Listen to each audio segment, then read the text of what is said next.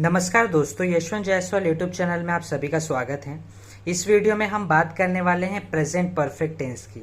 देखो, इस वीडियो के पहले मैंने प्रेजेंट कॉन्टिन्यूअस टेंस पे मैंने वीडियो बना चुका हूं, जिसमें मैंने अफर्मेटिव सेंटेंस, नेगेटिव सेंटेंस और जो इंटेरोगेटिव सेंटेंस है उनके बारे में बता चुका हूं। तो वो भी वीडियो आप मेरे channel Yashwant Jaiswal YouTube channel पर जाकर ज़रूर देख लें, जिससे आपको ये वीडियो देखने में हेल्प मिले।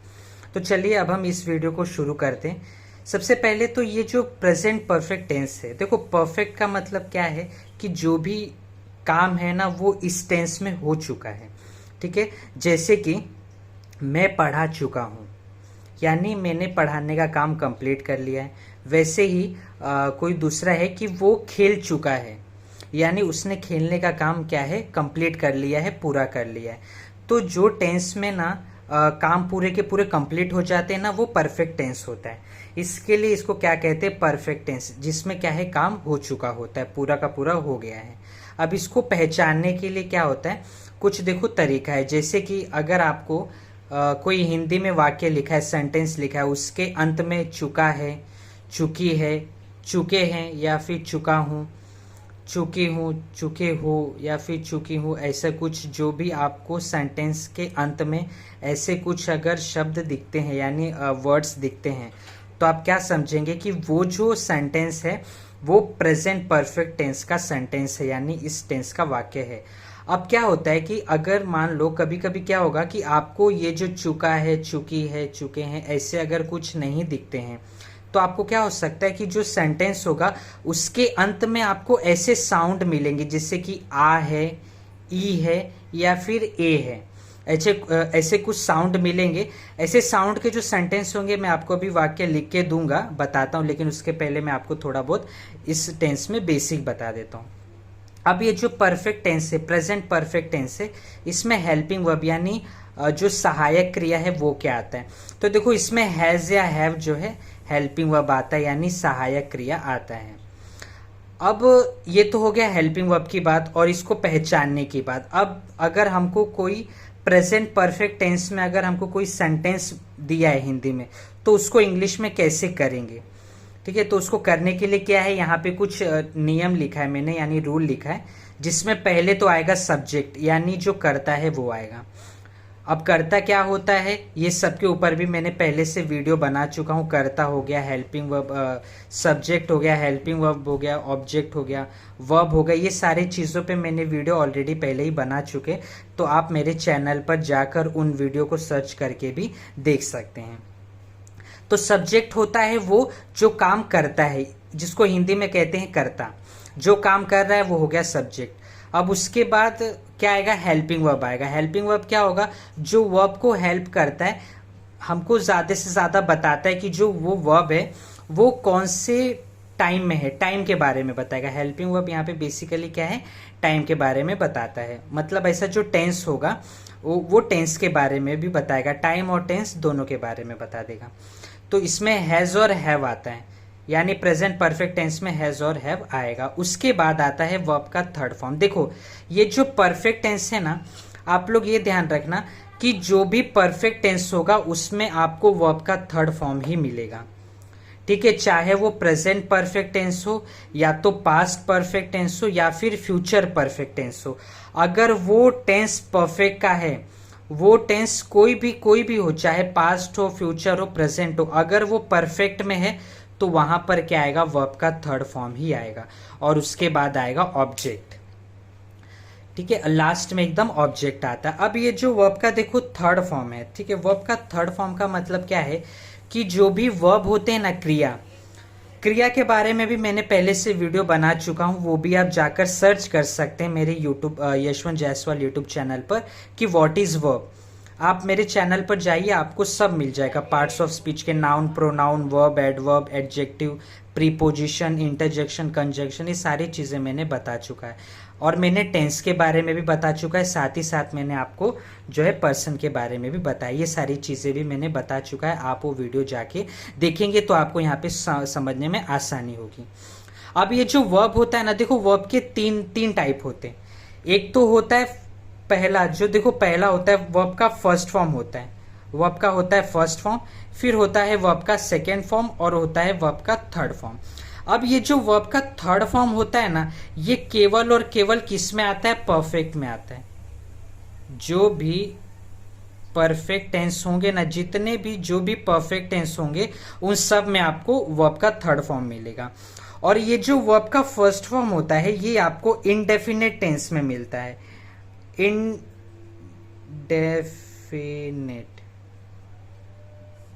जो भी इनडेफिनेट टेंस होंगे उन सब में आपको वर्ब का फर्स्ट फॉर्म मिलेगा, लेकिन सिर्फ एक टेंस को छोड़ के, जिसे हम कहते हैं पास्ट इंडेफिनेट। पास्ट इंडेफिनेट एक ऐसा टेंस है जहां पर आपको वर्ब का फर्स्ट फॉर्म नहीं बल्कि वर्ब का सेकेंड फॉर्म मिलता है, जिसके बारे में मैं आगे आने वाले वीडियो में बताऊंगा। तो अभी सिर्फ आप इतना समझिए कि जो भी इंडेफिनेट होते हैं वहां पे वर्ब का फर्स्ट फॉर्म होता है, और जो वर्ब का सेकेंड फॉर्म है वो आपको पास्ट इंडेफिनेट में सिर्फ और सिर्फ मिलेगा। और उसके अलावा जो भी क्या बोलते हैं परफेक्ट के जो भी परफेक्ट टेंस होगा उसमें आपको वर्ब का थर्ड फॉर्म मिलेगा। और आपको एक और चीज बता दूं, देखिए कॉन्टिन्यूअस भी होता है। आपको मैंने पहले की वीडियो में भी बताया है, जो कि कंटिन्यूअस बोलो या कॉन्टिन्यूअस बोलो, ये भी फॉर्म होता है। इसमें आपको क्या मिलता है? वर्ब का फर्स्ट फॉर्म प्लस आईएनजी देखने मिलेगा। क्या मिलता है इसमें? केवल और केवल कॉन्टिन्यूअस टेंस में क्या होगा? आपको सिर्फ और सिर्फ वर्ब का फर्स्ट फॉर्म प्लस आईएनजी, ये जो चीज है ये देखने मिलेगा। तो ये तो हो गया, मैंने आपको बताया बेसिक। तो जैसे कि मैं वर्ब लेता हूं, एक मैंने वर्ब लिया ईट, EAT। ईट का मतलब होता है खाना। फर्स्ट, ये वर्ब का फर्स्ट फॉर्म होता है ईट, और इसका सेकेंड फॉर्म होता है एट, ATE, एट। एट मतलब होता है खाया, ये हो गया वर्ब का सेकेंड फॉर्म। इसका थर्ड फॉर्म होता है इटन, EATEN, इटन, ये होता है वर्ब का थर्ड फॉर्म। तो ऐसे ही जो है ना वर्ब होते हैं, वर्ब यानी क्रिया होती है कि जब वर्ब का फर्स्ट फॉर्म है ईट, वर्ब का सेकेंड फॉर्म है एट और वर्ब का थर्ड फॉर्म है इटन। तो ऐसे ही ना ये वर्ब के फॉर्म्स होते हैं। तो यहाँ पर जो वर्ब का थर्ड फॉर्म है ना, वो वर्ब का थर्ड फॉर्म क्या है? ये वाला ये जो इटन है। ऐसे ही जो थर्ड फॉर्म होंगे वो यहाँ पर हम लगाने वाले हैं, यानी यूज करने वाले हैं। ठीक है, तो ये हो गया, ये तो हो गया अभी बेसिक। अभी इसके बाद हम और देखते हैं क्या चीजें हमको और देखना है, कि यहाँ पर जो आप देख रहे हो हेल्पिंग वर्ब, ठीक है, जितने भी आप यहाँ पे दोनों जो हेल्पिंग वर्ब देख रहे हो, हैज और हैव, मैंने आपको बताया प्रेजेंट परफेक्ट टेंस में हैज और हैव आएगा, लेकिन हैज किसके साथ लगेगा और हैव किसके साथ लगेगा, ये एक बड़ा सवाल है। तो देखिए, इसका मैं आपको बताऊं अगर सिंपल भाषा में, तो जो हैज होगा ना, ये जो हैज है, ये जो भी थर्ड पर्सन सिंगुलर होंगे ना, थर्ड पर्सन सिंगुलर जितना भी होंगे उन सारे के साथ आप क्या लगाओगे? हैज लगाओगे। जैसे कि ही, शी, इट, ये क्या है? थर्ड पर्सन सिंगुलर है, तो इनके साथ आप क्या लगाओगे? हैज लगाओगे। मैंने देखो ये पर्सन के ऊपर, यानी ये जो पर्सन यानी जो सब्जेक्ट है, इसके ऊपर भी मैंने ऑलरेडी वीडियो बना चुका है। उस वीडियो का लिंक मैं आपको ऊपर आई बटन में दे दूंगा, तो आप वो वीडियो जाकर जरूर देखना, जिससे आपको ये पर्सन्स यानी जो सब्जेक्ट है उसके बारे में क्लियरिटी मिल जाए, तो आपके मन में कोई डाउट ना रहे। तो वो वीडियो आप जरूर देखना। तो उसमें मैंने बताया है कि हैज जो है, जो उसमें मैंने बताया कि थर्ड पर्सन सिंगुलर क्या होता है, और जो थर्ड पर्सन सिंगुलर में जो आते हैं वो ही, शी, इट, ये तीनों आएंगे। तो इन तीनों के साथ क्या लगेगा? हैज लगेगा। ये आपको ध्यान देना है।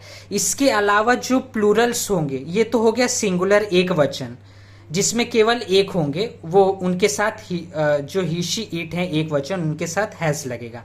लेकिन अब जो प्लूरल है यानी जो एक से ज्यादा है, तो उनके साथ क्या लगेगा? हैव लगेगा। क्या लगेगा?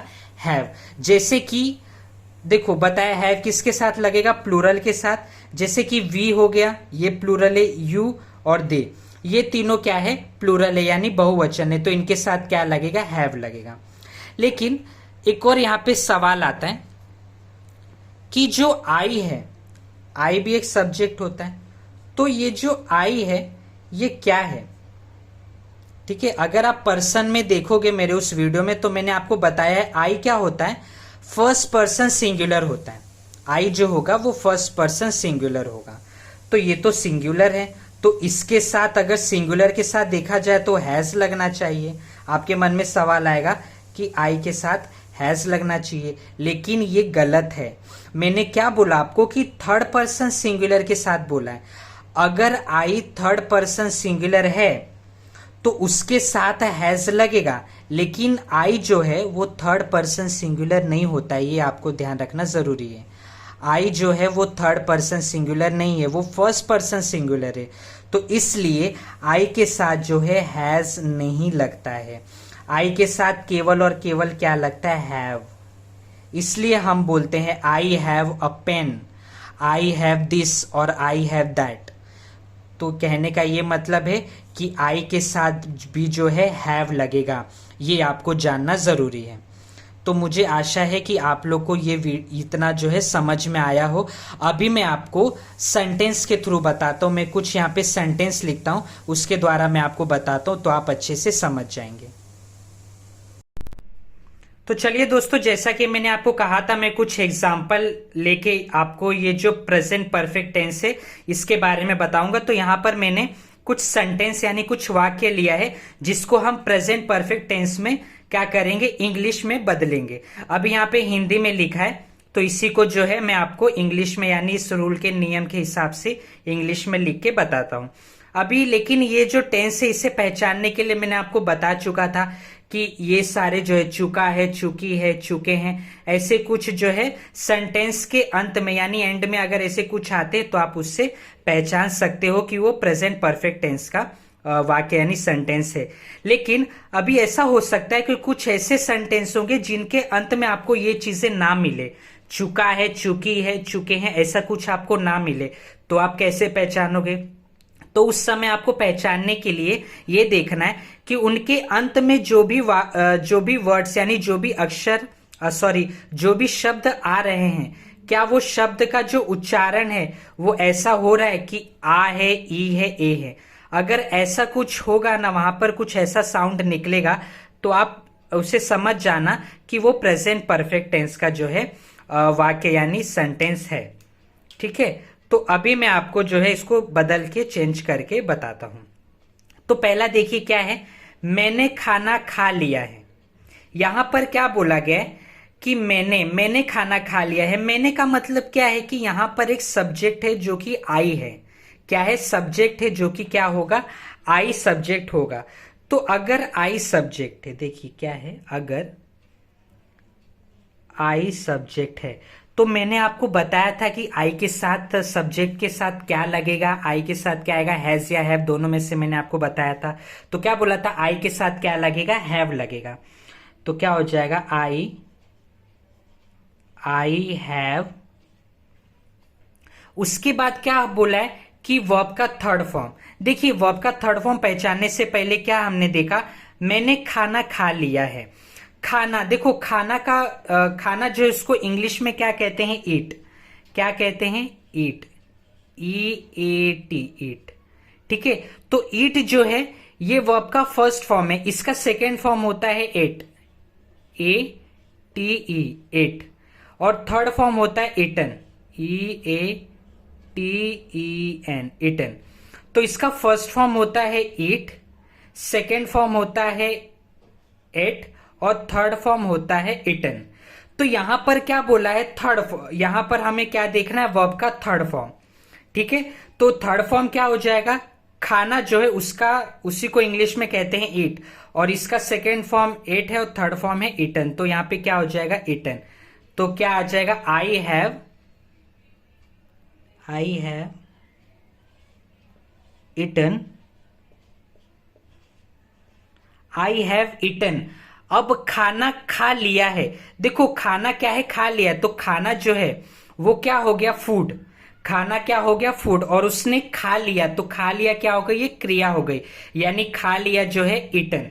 देखो ईट मतलब होता है खाना, एट मतलब खाया, और ईटन मतलब भी होता है खाया, लेकिन ये कैसा खाया कि उसने पूरा काम कर लिया, यानी उसने खा लिया।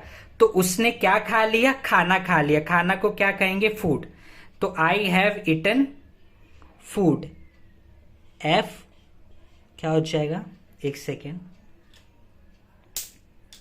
क्या हो जाएगा, फूड, FOOD, फूड। ठीक है, तो कैसे हो जाएगा, आई हैव इटन फूड, यानी मैंने खाना खा लिया है। तो ये इसका जो है, जो हमने क्या किया, इसी को हिंदी से हमने इसे इंग्लिश में कर दिया। तो आई क्या हो गया, सब्जेक्ट, हैव, उसके आई के साथ हमने क्या किया, हेल्पिंग वर्ब लगाया हैव, उसके बाद वर्ब का थर्ड फॉर्म ईटन और ऑब्जेक्ट हो गया फूड। तो आई हैव ईटन फूड, मैंने खाना खा लिया है। अभी हम देखते हैं दूसरा वाला, वे आ चुके हैं। अब दूसरा वाला क्या बोला गया है कि वे आ चुके हैं। ठीक है, वे आ चुके हैं। अब यहां पर आप देख सकते हैं चुके हैं, तो यहां पे आपको दिख रहा होगा चुके हैं। तो आप तो यहां से चलो समझ जाओगे कि हाँ ये प्रेजेंट परफेक्ट टेंस का जो है क्या है, सेंटेंस है यानी वाक्य है। लेकिन अब इसे बदलना है, तो देखो कैसे बदलेंगे। सबसे पहले क्या बोला है, वे। देखो ये जो वे है ना, मैं आपको ना ग्रामेटिकल जो पर्सन है उस वीडियो में मैं आपको बता चुका हूं इस चीज के बारे में कि वे को इंग्लिश में क्या कहेंगे, हम को इंग्लिश में क्या कहेंगे, ये सारी चीजें मैंने वहां पे आपको लिख के दिया है। तो प्लीज आप मेरा वो वीडियो जरूर देखना, ग्रामेटिकल पर्सन जो वीडियो है उसे जरूर देखना, तो आप समझ पाएंगे अच्छे से। वे को क्या कहेंगे इंग्लिश में, दे। क्या कहेंगे, दे, THEY, दे। अब दे जो है वो क्या है, प्लूरल है यानी बहुवचन है, एक से ज्यादा है। तो बहुवचन के लिए मैंने आपको क्या बोला था, एक से जब ज्यादा है तो उसके लिए क्या बोला था, क्या लगेगा, हैव लगेगा। तो क्या हो जाएगा, दे हैव। उसके बाद अब क्या बोला है, वर्ब का थर्ड फॉर्म। देखो वो आ चुके हैं, आना यानी होता, आना मतलब क्या होता है, आने का मतलब होता है कम। लेकिन यहां पर जो है ना, यहां पर क्या है, हम कम का यूज नहीं करेंगे, हम करेंगे अराइव। क्या हम यूज करेंगे, अराइव। लेकिन यहां पे हमको वर्ब का थर्ड फॉर्म यूज करना है, तो हम क्या करेंगे यूज, हम करेंगे अराइव्ड। दे हैव, ऐसा कहेंगे, they have arrived, ARRI, VED, arrived. तो हो जाएगा they have arrived, ARRIVED, arrived. अब आपके मन में सवाल आएगा कि यहां पे कम हमने क्यों नहीं लगाया। तो देखिए आपको एक चीज बता देता हूं, कम और अराइव में छोटा सा फर्क है, वो बता देता हूं। देखो कम का हम यूज तब करते हैं जब हमें कोई बुलाता है, यानी सामने कोई बुलाने वाला हो। ठीक है, तो उस समय हम कम का यूज करेंगे। जैसे बोलते ना, कम टू मी, या फिर कम हियर। जैसे सामने वाला को देखो ना, कभी कभी क्या होता है, सामने वाला बुलाता है ना, कम हियर बेटा, कम हियर। तो यानी सामने क्या है, बुलाने वाला है। या फिर हम बोलते हैं ना, कम टू मी, मेरे पास आओ। तो कम का हम यूज तब करते हैं जब हमें सामने कोई बुलाने वाला हो, यानी कोई स्पीकर हो, कोई बुलाने वाला हो सामने, तब वहां पे हम कम का यूज करेंगे। लेकिन जब हमें कोई बुलाने वाला नहीं होता है और हम क्या है, कहीं दूर से आते हैं, कहीं दूर से हम आके कहीं किसी जगह पर जाते हैं, तो वहां पे हम क्या यूज करते हैं, अराइव का। ठीक है, तो यहां पर क्या यूज हो जाएगा, अराइव। दे हैव अराइव्ड, यानी वे आ चुके हैं। ठीक है, तो आपको समझा, सब्जेक्ट हो गया दे और हेल्पिंग वर्ब हो गया हैव और वर्ब का थर्ड फॉर्म हो गया अराइव्ड। अब आपके मन में आएगा यहाँ पे कुछ ऑब्जेक्ट नहीं है, तो देखिए यहाँ पे कोई ऑब्जेक्ट नहीं है। जो आपका सवाल है यानी जो आपका सेंटेंस है, वाक्य है, उसी को मैंने अंग्रेजी में बदला और आपने देखा वहां पे कोई ऑब्जेक्ट नहीं है, खाली है वे आ चुके हैं। तो इसको इंग्लिश में कहेंगे दे हैव अराइव्ड। ठीक है, चलिए अब हम देखते हैं तीसरा।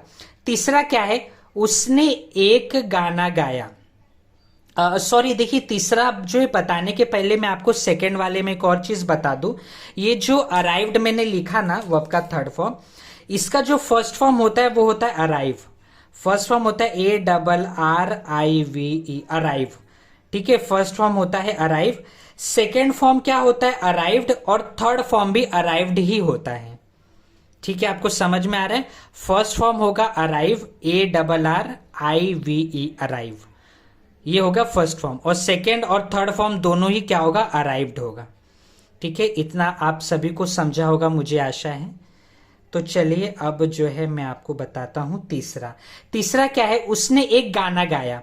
देखो जो उसने है, उसने का मतलब क्या है कि कोई एक लड़का हो सकता है या लड़की कोई भी हो सकती है, लेकिन उसने क्या किया, एक गाना गाया। देखो एक गाना उसने गाया। अब हमको सबसे पहले ये समझना है कि वो कौन है। वो या तो शी भी हो सकती है या फिर ही भी हो सकता है, हाँ या ना। तो हम मान के चलते कि वो शी ही दोनों में से कुछ तो है। तो अभी क्या देखो, उसने का मतलब क्या हो गया। चलो यहाँ पे हम मान लेते कि वो शी है, एग्जाम्पल के लिए लड़की है ऐसा मान लेते। तो क्या हो जाएगा, शी क्या हो जाएगा, शी, सॉरी एक सेकेंड,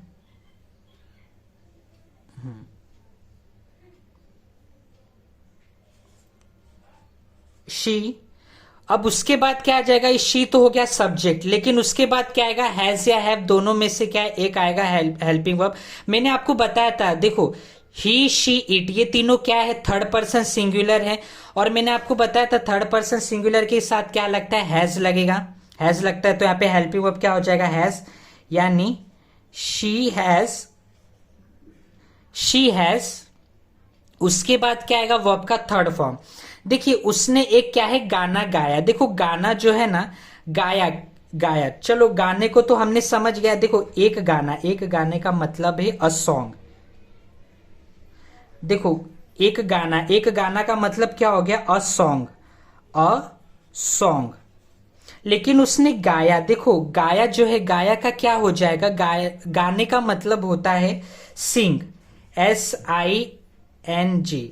सिंग मतलब होता है गाना। ये सिंग क्या है, वर्ब का फर्स्ट फॉर्म है। इसका सेकेंड फॉर्म होता है सैंग, SANG, सैंग।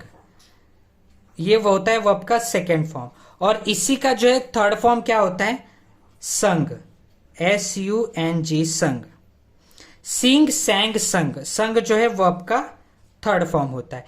तो सिंग मतलब गाना, ठीक है, गाना। और सैंग मतलब गाया, और संग मतलब भी क्या हो जाएगा, गाया, हाँ या ना। तो यहां पर क्या आ जाएगा, वर्ब का थर्ड फॉर्म आ जाएगा, यानी संग आ जाएगा। तो शी हैज संग, यहां पे आ जाएगा SUNG, संग, ठीक है। तो शी हैज संग अ सॉन्ग, क्या हो गया, शी, यहां पे कैसे कैसे हो जाएगा कि शी हैज संग अ सॉन्ग, ठीक है। इतना आप लोग को समझा। तो क्या हो जाएगा, शी हैज संग अ सॉन्ग, उसने एक गाना गाया, हाँ या ना, आप समझ गए इतना। तो अब हम देखने वाले हैं चौथा वाला जो सेंटेंस है। चौथा वाला वाक्य यानी सेंटेंस क्या है, हम उससे मिल चुके हैं। देखो सबसे पहले यहां पर मैं आपको बता देता हूं, मिल चुके यानी मिले हैं, मिलना को इंग्लिश में क्या कहते हैं, मीट। क्या कहते हैं, मीट, MEET, मीट यानी मिलना। मीट जो है वो आपका फर्स्ट फॉर्म है। इसका सेकेंड फॉर्म होता है मेट, MET, मेट। और इसी का थर्ड फॉर्म भी क्या होता है, मेट, MET। तो यानी सेकेंड फॉर्म भी मेट हो गया और थर्ड फॉर्म भी क्या हो गया, मेट। तो यहां पर हम जो थर्ड फॉर्म यूज करने वाले वो ये है, मेट का यूज करने वाले। इतना आपको समझा। ये मैंने क्यों बताया, क्योंकि अभी हम यूज करेंगे। तो चलिए अब देखते हैं इसका यूज कैसे करेंगे। तो मीट मतलब होता है मिलना, ये तो आप समझ गए। अब देखने वाले हैं क्या बोला है, हम उससे मिल चुके हैं। हमको क्या कहेंगे इंग्लिश में, हमको इंग्लिश में कहते हैं वी। क्या कहते हैं, वी। अब वी जो है क्या है, प्लूरल है, बहुवचन है, तो उसके साथ क्या लगेगा, हैज लगेगा या हैव लगेगा। हाँ आपको मालूम है कि क्या लगेगा, हाँ या ना। तो क्या हो जाएगा, हैव। मैंने आपको बताया प्लूरल के साथ क्या लगता है, हैव लगता है। तो वी हैव क्या, वर्ब का थर्ड फॉर्म। अभी मैंने बताया वर्ब का थर्ड फॉर्म क्या है, मेट। तो we have met, MET, met. अब क्या बोला है, उससे मिले। तो वो जो उससे है वो क्या है, लड़का या लड़की कोई भी हो सकता है। तो वी हैव मेट हिम या फिर हर, HER, ठीक है, HER, हर। तो क्या हो गया, वी हैव मेट हिम और हर, हम उससे मिल चुके हैं। ये हो जाएगा इसका इंग्लिश में जो है वो मतलब हो जाएगा। ठीक है, इतना आप समझ गए। तो चलिए अब जो है, अब हम देखते हैं पांचवा वाला। पांचवा वाला क्या है, उसने पानी पी लिया है। देखो सबसे पहले यहां पर हम देखते हैं क्या बोला है, उसने पानी पी लिया है। अब यहां पे आप देखोगे तो लिया है, लिया। यहां पे जो आ या है ना, लिया, या में क्या आ रहा है, यहां पर आ का जो है साउंड आ रहा है, आ है। ठीक है, आ है का साउंड आ रहा है, जो कि आप यहां पर देख सकते हो। ठीक है, तो इतना तो चलिए आप समझ गए कि हाँ भाई आ है का जो है कुछ हमको साउंड मिला। अब इसे बदलेंगे कैसे, तो देखिए कैसे बदलेंगे। उसने पानी पी लिया है। देखो पीना, पीना को इंग्लिश में क्या कहते हैं, ड्रिंक। क्या कहते हैं, ड्रिंक, DRINK, ड्रिंक।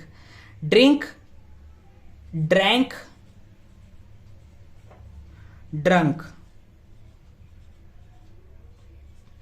वर्ब का जो देखो, ड्रिंक मतलब होता है पीना, ड्रैंक मतलब पिया, और ड्रंक का मतलब भी क्या होता है, पिया या पी लिया।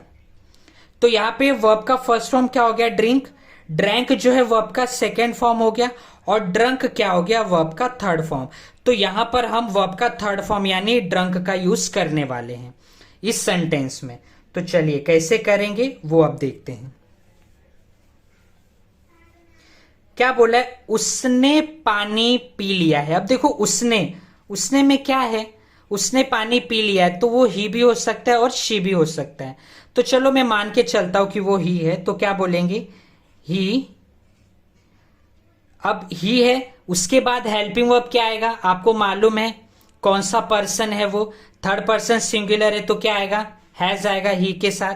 तो he has, he has. Verb का थर्ड फॉर्म मैंने अभी बताया क्या लगेगा, ड्रंक। तो he has drunk, DRUNK, drunk. अब क्या बोलते हैं, पानी, पानी को क्या कहते हैं, वाटर। तो he has drunk water, WATER, water. तो ही हैज ड्रंक वाटर, उसने पानी पी लिया है। तो आप लोग को इतना समझा। देखिए जैसा कि जो हम पहले तो सेंटेंस देखेंगे, उसको पहचानेंगे, फिर हम क्या करेंगे, ये नियम यानी रूल के हिसाब से हर एक चीजों को रखते जाएंगे। अब यहां पर अगर आपको हेल्पिंग वर्ब का कोई दिक्कत होगा ना, तो आप मेरे पहले की वीडियो ग्रामेटिकल पर्सन जरूर देखिए, उसमें मैंने कई सारी चीजें आपको बताया है पर्सन के बारे में। तो वो जब आप वीडियो देख लेंगे ना, तो यहाँ पे आपको कई सारी चीजें बहुत क्लियर होगी। आप मेरे पहले की वीडियो जरूर देखिए, जिससे क्या होगा, आपको ये वीडियो में ना ज्यादा कुछ कंफ्यूजन या डाउट नहीं रहेगा। ठीक है, लेकिन अगर फिर भी आपको कोई कंफ्यूजन या डाउट होता है, तो आप कमेंट सेक्शन में मुझे जरूर बताएं, मैं उसे सॉल्व करने की पूरी कोशिश करूंगा। तो चलिए, आशा है कि आप सबको ये वीडियो पसंद आया हो। अगर ये वीडियो पसंद आया हो तो लाइक शेयर जरूर करिए, और अगर आपको ये वीडियो ज्यादा से ज्यादा अच्छा लगा हो तो मेरे चैनल को सब्सक्राइब भी कर लीजिए। मेरे चैनल का नाम है यशवंत जायसवाल, तो उसे आप सब्सक्राइब कर सकते, जिससे आपको क्या है, आगे आने वाले ऐसे और भी वीडियो हैं उसका आपको नोटिफिकेशन जल्दी से जल्दी मिल जाए। चलिए तो मिलते हैं अगले वीडियो में। अगले वीडियो में मैं आपको बताने वाला हूं, ये तो सब थे positive sentence, present perfect tense के ये सब जो भी मैंने आपको बताया ये अफर्मेटिव यानी पॉजिटिव सेंटेंस थे। अब इसी को हम नेगेटिव कैसे करेंगे वो मैं आपको अगले वीडियो में बताऊंगा। ठीक है, तो चलिए मिलते हैं अगले वीडियो में, तब तक के लिए धन्यवाद, जय हिंद।